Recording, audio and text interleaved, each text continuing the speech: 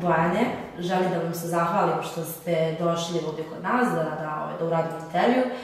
Prije svega želim da vama, vašoj porodici i vašem timu čestitam novogodišnje praznike i božićne.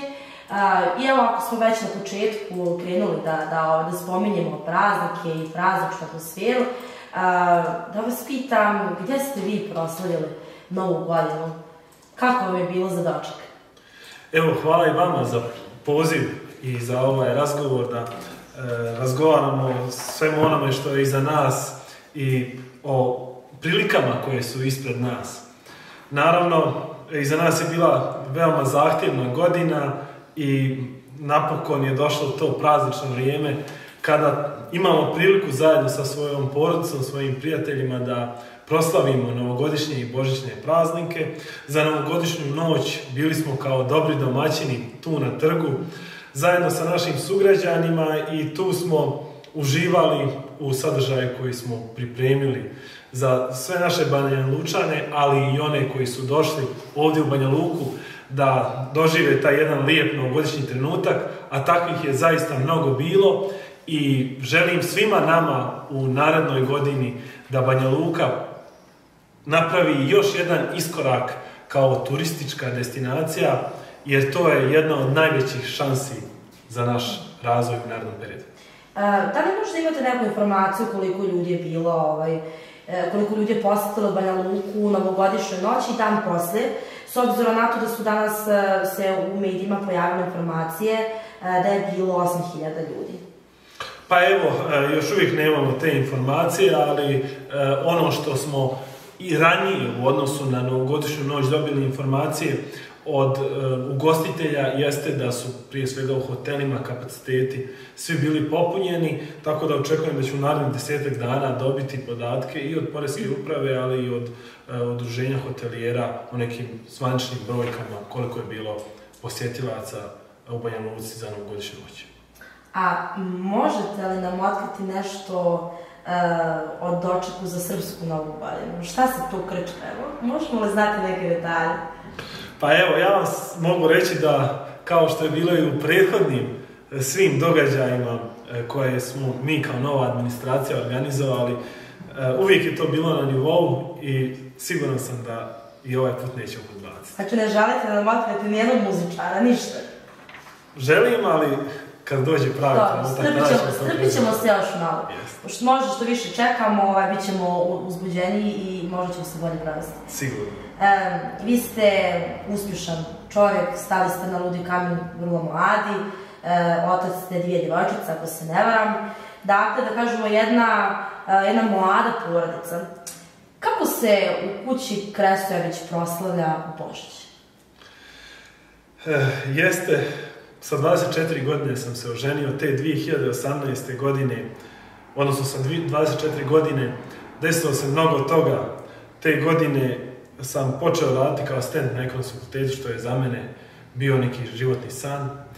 Zatim stupio sam u brak sa suprugom Sandom, uzeli smo kredit, kupili stan, dobili smo našu prvu djevojčicu Unu, ali sa 24 godine sam i osnovao svoju firmu. Tako da, otprilike nakon 24. godine, svim narednim godinama trebamo raditi isto toliko da bi se izjednačio sa tom posebnom godinom. Sad imate koliko? 28?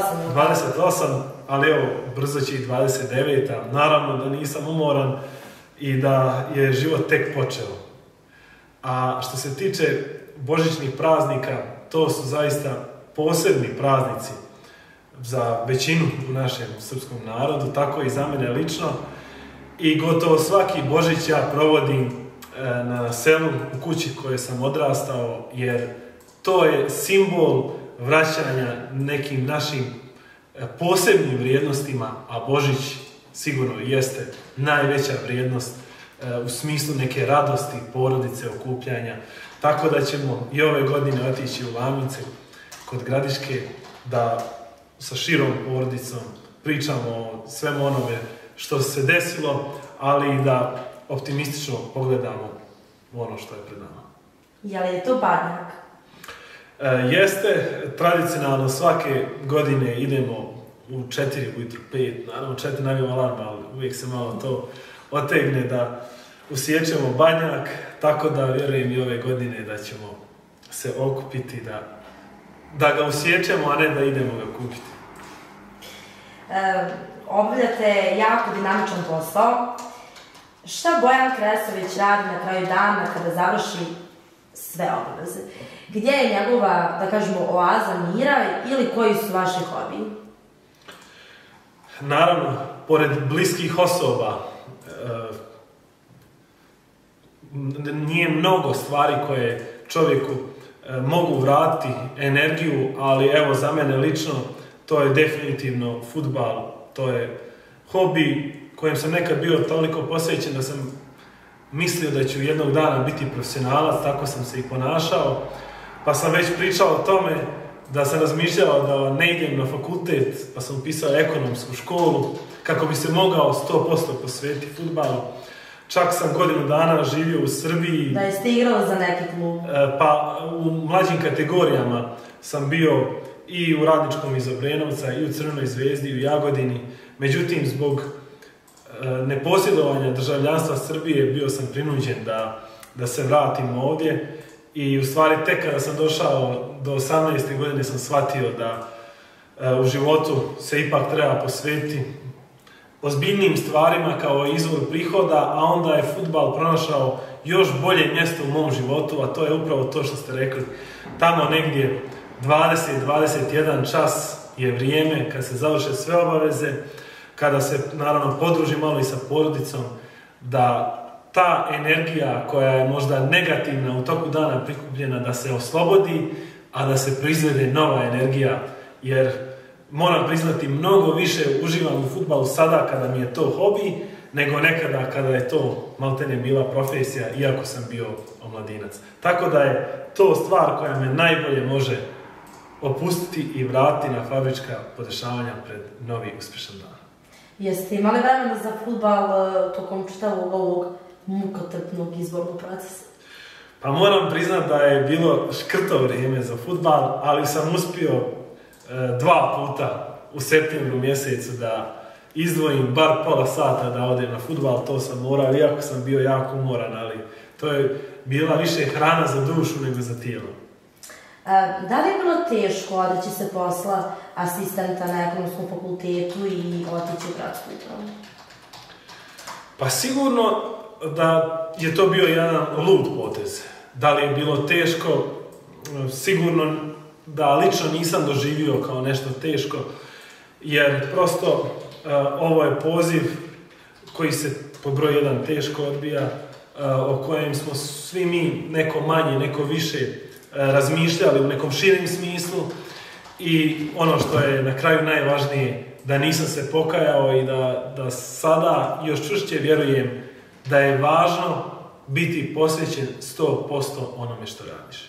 Iako su mnogi meni govorili zašto Bojane ne radite paralelno, ali jednostavno dvostruki život. Jeste vi, ne volite dvostruki život? Pa to nije moguće ukoliko želite biti normalan čovjek. Jer nešto što stvara najveći stres u životu čovjeka je da ima neka 2 puta koja se svakim korakom sve više razdvajaju. Evo kad smo već spomenuli vaš posao i posvećenost poslu. Dakle, vi ste gradski menadžer. Hajde malo da uputimo građane šta znači biti gradski menadžer. Šta je zapravo vaš posao i sa kakvim tu izazovima se vi susrećete? Banja Luka nikada do sada nije imala poziciju, niti personalno nekoga koji je gradski menadžer, ali evo sada se nalazimo u možda najizazovnijem dobu moderne Banja Luke, kada imamo sa jedne strane novu energiju, novu viziju, novog gradonačelnika Draška Stanivukovića, a sa druge strane staru garnituru koja se nalazi u skupštinskoj većini, koja ne daje podršku novoj viziji Banja Luke. To znači da je svaki potez od usvajanja budžeta, planiranja nekog projekta, njegove realizacije i svega onoga što spada u redovno funkcionisanje grada, od gradskih preduzeća do usluga održavanja grada i higijene, postaje mnogo izazovnije nego u normalnim vremenima. I upravo je to otvaranje prostora za pojavljivanje te nove funkcije gradskog menadžera, koji ima zadatak da strateške planove koji se utvrde u nekim ključnim momentima na početku godine ili u nekim novim ciklusima, da se oni dalje realizuju u stvarnost. I evo upravo prije nekoliko dana smo savladali jedan veliki izazov, a to je da smo dobili rebalans budžeta za prethodnu godinu, iako 7 mjeseci skupštinska većina... Pa skupštinska većina je zauzela vrlo jasan kurs, a to je uraditi sve da gradonačelnik Draško Stanivuković i njegovi saradnici ne urade ništa. I oni su uvijek tražili dodatni izgovor kako bi samo odložili usvajanje rebalansa budžeta, jer rebalans budžeta će nama dati instrumente da ispunimo ono što smo obećali građanima Banja Luke. Oni su radili mnogo istrajno na tome da nam suze taj prostor, ali upravo zbog naše nove organizacije, nove energije, da radimo sve brže i više, smo uspjeli da realizujemo 90% onoga što smo obećali i još brojne druge stvari koje nismo bili obećali, od besplatne legalizacije do uređenja plaže kod rijeke Vrbas, ali i vraćanja novog duha Banja Luci, a to je da svaki događaj ima poseban jedan šmek koji Banja Luku, nadam se u perspektivi, determiniše kao turističku destinaciju u Europi. Spomenuli ste gospodina Draška Stanivukovića. Ako se ne varam, vi se poznajete od fakulteta, je li tako? Koliko ste se obojica, da kažemo, promijenili, što u privatnom smislu, što u profesionalnom? I mislim, generalno, kako ste se uopšte upoznali? Meni je žao što većina Banja Lučana ne poznaje Draška Stanivukovića kakav je on bio kada smo bili studenti sa 19-20 godina. Iako dolazeći iz zaista porodice koja je materijalno obezbijeđena, tada je pokazivao zaista jednu ljudsku širinu i veliki potencijal da pomaže drugima. To govorim iz ličnog iskustva, da u nekim trenucima kada vam je možda pomoć bila veoma bitna, a ne očekujete od ljudi sa kojima nemate dnevnu komunikaciju, Draško Stanivuković je bio jedan od tih ljudi. I sada ću ispričati jednu situaciju da mjesec dana nakon što sam došao u Banja Luku i imao sam temperaturu, u ponoći nisam možda ni upoznao grad, gdje je hitna pomoć i sve ostalo, i ja sam pozvao njega u 4 sata ujutru i on je došao, odvezao me u hitnu, sve što je trebalo platio, i tada je pokazao da zaista nije jedan od onih koji vode računa samo da budu lijepo obučeni i da možda se nalaze u društvu uspješnih momaka, lijepih djevojaka, i to je razlog zašto smo od tada počeli da sarađujemo na nekim zajedničkim projektima u studentskim danima. Kako ste tada ambicije imali? Oprosti što sam vas prekinula. Pa ja sam došao u Banja Luku na ekonomski fakultet kako bi bio jedan od najuspješnijih i da bi na taj način sebi iskristalisao put u karijeri koji će zaista biti vrijedan pažnje, a njegove ambicije i tada su bile da bude predsjednik Republike. Tako da je on u šali, ja se nadam u šali, rekao jednog dana, mene, ja ću biti predsjednik, ti će biti ministar financija, ali ispostavlja se da se on možda i nije šalio, iako sam ja to percipirao kao šalu. Pa dobro, ne šalite se ni vi. Pa evo, sad se nije ne šalio. Ali on se prvi prestao šaliti. Šalu na stranu, već tada smo zajedno počeli da radimo na nekim studentskim projektima, na biznis planovima, da zajedno pripremamo neke ispite i bili smo jako uspješni u tome. A to potvrđuje činjenica da smo na prvoj godini pripremili jedan biznis plan koji se odnosio na proizvodnju sokova, koje smo nazvali plan. Lično gradonačelnik, odnosno tada Draško Stanivuković, je dao ime toj zamišljenoj kompaniji koju smo pravili iz predmeta management kao seminarski rad. I napravili smo biznis plan, jako lijepo, vrlo detaljno smo ga pripremili. Napravili smo website plan sokovi, vibli.com i to je bilo toliko dobro da ne samo da je taj rad ocijenjen 10, ne samo da je izabran za najbolji rad u generaciji, već prvog dana kada smo došli kao nova gradska administracija, dio medija je pomislio da je to stvarno preduzeće i naveli su, možete to sami provjeriti, da smo u ranijoj mladosti imali zajedničko preduzeće i onda su pokazali slike sa tog sajta i naravno to su bile naše maturske slike, jer do tada nisu imali druge slike nego te maturske. Pa dobro, imponovalo to u jednom momentu, tako da kažem, da vas barem nasmijamo. Pa jeste, to je bilo veoma simpatično i možda su takve stvari upravo ono što mi zovemo život. Nije lako, ali daje novu energiju da zaista vrijedi svaki novi korak učiniti, jer vjerujete da će biti sve ljepše. Kako se Banja Luka brani od svih ovih poskupljenja i kako čuva kućni budžet građana? Mi se zaista suočavamo sa velikim izazovima kada je u pitanju budžet u smislu njegovog čuvanja, jer evo 2 godine za redom skupštinska većina je radila na tome da nam smanji izvorne prihode, porez na nepokretnost koji je porez na bogate, a ne na većinu građana Banja Luke, što je jasan pokazatelj da je ideja bila samo oslabiti budžet Banja Luke. Sa druge strane, mi smo davali subvencije za grijanje kako oni ne bi poskupili.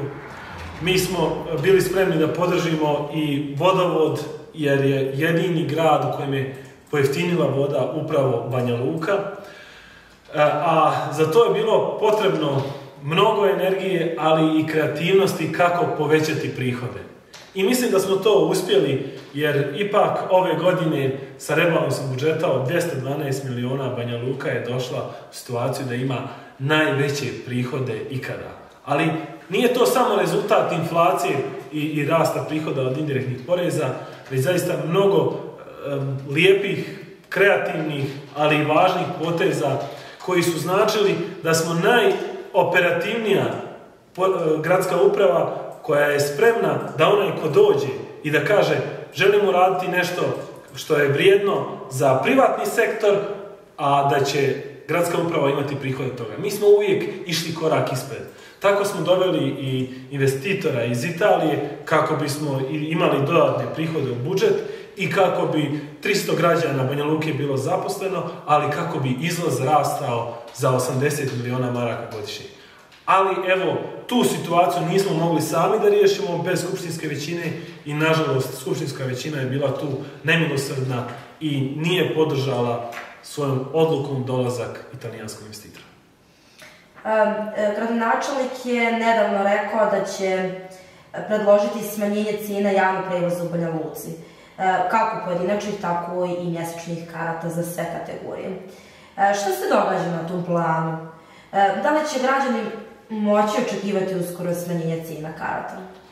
Pa evo, negdje na cijeni od 2 marke i 60 pfeniga mi ćemo biti u situaciji da smanjimo cijenu javnog prevoza i zaista mi svaki dan kada počinje tražimo informacije za odjeljenja koja je cijena, prosječna cijena goriva za taj dan i radujemo se tome jer zaista cijenimo da je to jedna od važnih stvari kada je u pitanju razvoj Banja Luke. Ne samo zato što je to jedna od možda 3 strateška obećanja ove gradske administracije, već zato što to je upravo kreativno, pametno i moderno rješenje za probleme sa kojima se suočava ovaj grad. A to je zagađenje vazduha, jer možda 50 ljudi može stati u 40 automobila i to zauzima možda cijeli centar grada, a stane u jedan autobus. I naravno da jedan autobus zagađuje manje nego 40 automobila. I to su razlozi zašto smo bili istrajni da i u ovim momentima kada je gorivo skuplje za 30, u nekim momentima i 40%, mi smo obezbijedili za penzionere da je za 20% i jeftiniji javni prijevoz za one koji nisu sa minimalnom penzijom, a za sve ostale on je postao besplatan. Tako da ćemo tim koracima da nastavimo i na ovoj godini. Još lijepih vijesti za građane. Dosta se govorilo o problemima u javnim preduzećima kao što su Akvana, Toplana, Zavod za izgradnju Banja Luka. Koliko su zapravo bila dužna ta preduzeća kada je došao novi gradonačelnik? Kako ste vi stanje zatekli tamo? Nevjerovatno je da smo naslijedili 100 miliona maraka obaveza u ovim preduzećima. To znači da je 500 maraka svaki stanovnik Banja Luke dužan u ime tih preduzeća.